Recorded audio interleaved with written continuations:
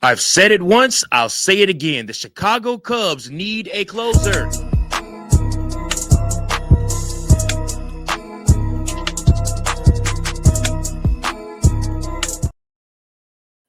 Yeah. Welcome in, everybody, to another episode of Chicago Cub Central, your number one spot for all things Chicago Cubs. Listen, I am your host, Mike Jones. Thanks so much for tuning in to this episode of Chicago Cubs Central. Make sure that you hit that subscribe button if this is your first time watching. Make sure if you are a repeat offender, you hit that like button, and you also hit that share button and share with all your Cubby friends, letting them know that the number one spot for all things Chicago Cubs is on the air.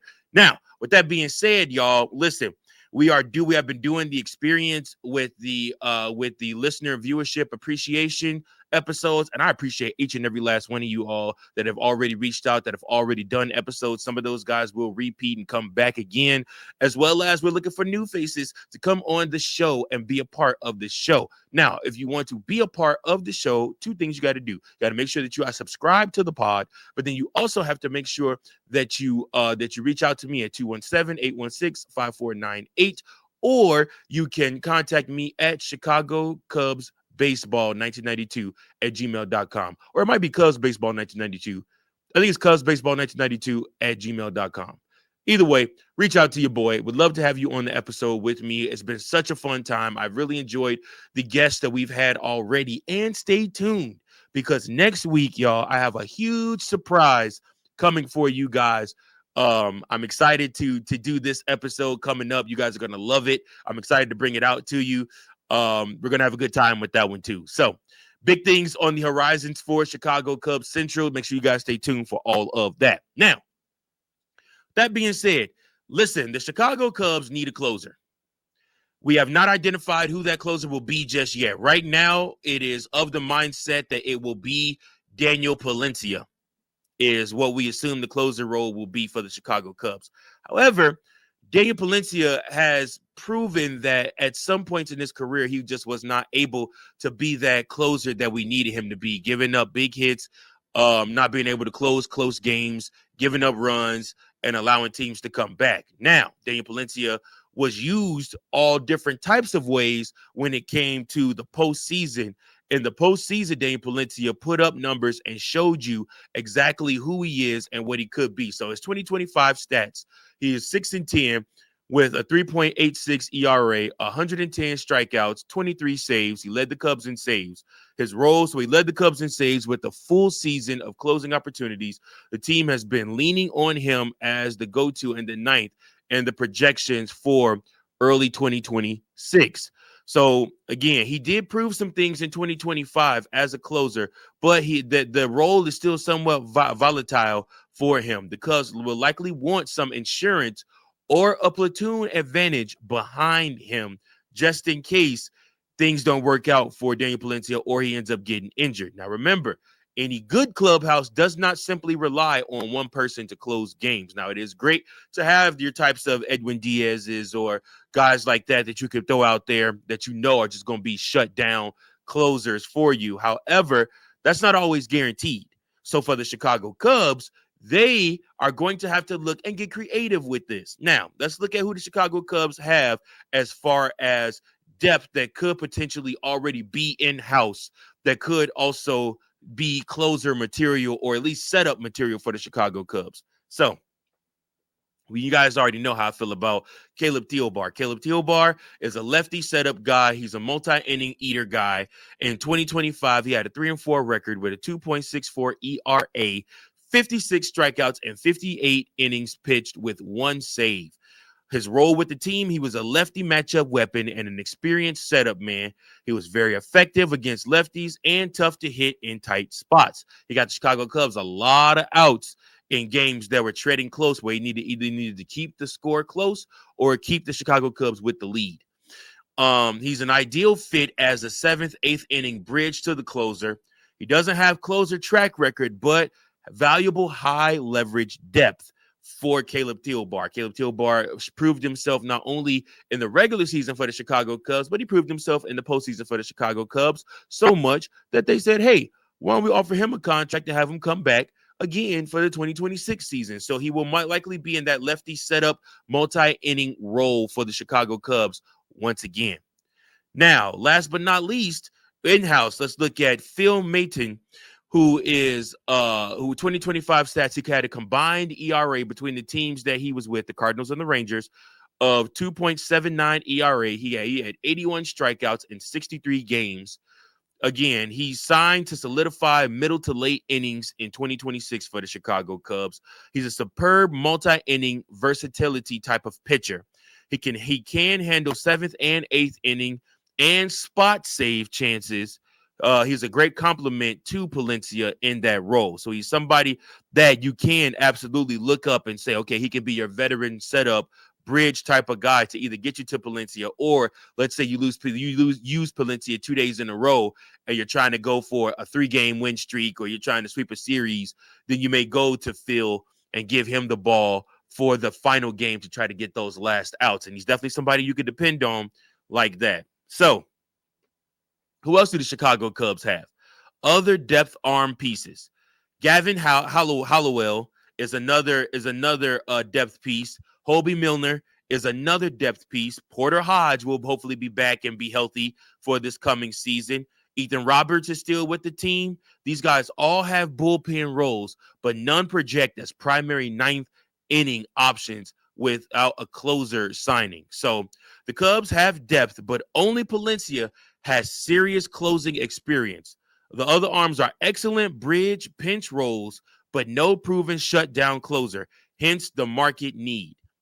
However, there is one player that I've thought about, and I have said this for a while now, and people hate when I say this. I don't know how you guys will feel. You can let me know in the comments your thoughts on this. Ben Brown has the stuff to be a closer. I know Ben Brown doesn't want to be a closer. I know Ben Brown wants to be a starting pitcher. I know Ben Brown don't even want to be a relief pitcher. He wants to be a starting pitcher. But Ben Brown has the stuff of a closer. That two pitch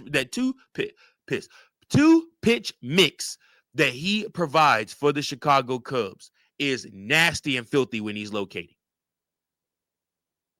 When he's able to hit that curve and then come right in with that fastball, that 2-pitch mix makes him filthy. And again, seeing him for 1 inning versus seeing him for 5 or 6 innings is, a lot better of a chance if you're getting that strikeout. Now, albeit Ben has suffered with, trying to have command issues and trying to make sure his command is all there and all together. He has struggled with that. I will give you guys that. But I think given some support and some help from our pitching coaches in the pitching lab, I think Ben Brown could make a run for either the 8th inning setup guy or the 9th inning closer role. I think both of those roles for him could be spots where he finds value in Chicago. Ben Brown has been used all over. He's been used as a starter. He's been used as a spot starter. He's been used as relief pitcher, and he's been used in all these different roles. But the one role we have not tried Ben Brown in yet is the closer role. So that's my thought there. But again, we also have to remember that the Chicago Cubs also should look outside of these roles here to see other relievers that they could potentially target. So some other relievers that the Cubs could potentially target. Tommy Cannelli is a veteran reliever who's had elite stretches and can be a high leverage arm if he's healthy. Then there's Paul Sewald. He's recently a Tigers reliever whose 2026 club option was declined, making him a free agent. He hasn't signed anywhere yet. There's Justin Wilson, a southpaw with major league experience, potentially useful in matchup situations. He's a lefty. And then, of course, you want to look at Michael Kopech, somebody that's been mentioned. We know him from his time with the White Sox. He's a notable arm that hasn't signed yet. He can handle late innings, but comes with a risk. What's that risk? Health and location. He is prone to walk people. And as a 9th inning pitcher, that is something you do not want to do. You want to get outs. You do not want to walk people. So again, there's a lot of risk that comes with Michael Kopech, but it also could yield a huge reward if he is able to have his location right. And I'm not saying he necessarily has to be the closer. Even if you want to keep Danny P as the closer, I still think Chicago Cubs need 1 or 2 more pieces in their bullpen. especially with the news coming out from Bruce Levine that the Chicago Cubs are potentially looking at running a 6-man rotation to keep guys healthy this season. That's right, a 6-man pitching rotation. I'm not saying that it hasn't been done before. I'm just saying that limits what you could do as far as bullpen help. So we'll see what's there. And then, of course, there is Sir Anthony Dominguez, former Phillies late inning setup closer arm. He still has not signed anywhere. And again, he's somebody that the Chicago Cubs could absolutely look at. So again, if he can stay healthy, he can be an arm. He can be somebody that brings that brings value to the Chicago Cubs and also allows this team to be able to win more games. And that's honestly what we need right now. We need somebody that's going to be a lockdown, shutdown closer. So again, Sir Anthony Dominguez, he's a right-hand pitcher. He pitched 63 innings. He had a 3.74 ERA. He had a 10.39 strikeout rate with a 4.1 walk rate. So he's a good strikeout arm. He does have some control risk. He works primarily middle to late innings. And again, he's bullpen depth with a closer upside. He's somebody that can offer this to you. So again, he's somebody that you ought to look at. And then what if the Chicago Cubs brought back Andrew Chafin, somebody that was a part of the fun years of the Chicago Cubs, had the mustache. He was the one that started the failed starter shirt when they moved him to relief. And again, he is somebody that is a lefty specialist with multi-inning utility help. For my money, y'all, I'm going with either Sir Anthony Dominguez, or you're gonna have to put somebody like Ben Brown in that spot, or keep Daniel Palencia in that spot. I like to have options. I'm just that type of guy that likes to have options. I don't like to be boggled down by having to choose one particular guy. But I want to know from you guys, who exactly would you guys want? Again, remember, the top of the bullpen market has thinned out tremendously. The Chicago Cubs opted to make a trade for a starting pitcher in Edward Cabrera. They obviously used majority of their money on signing Alex Bregman this offseason. So the Chicago Cubs options are very limited in what they can do. However, the Chicago Cubs do still have options. They should target a proven veteran with a closer history while using in-house depth for the 7th and 8th inning guys to complement them. So again, it just depends who they want and what they're going to do. But I want to know from you guys, what do you want the Chicago Cubs to do? Who do you want to see them close with? I appreciate you guys. Hey, listen, until next time, go Cubs, go. Oh, also, bear down. Go Cubs, go. Peace. Thank you for watching another episode of Chicago Cubs Central, the #1 spot for all Chicago Cubs content. Remember to like, share, subscribe for more Cubs content.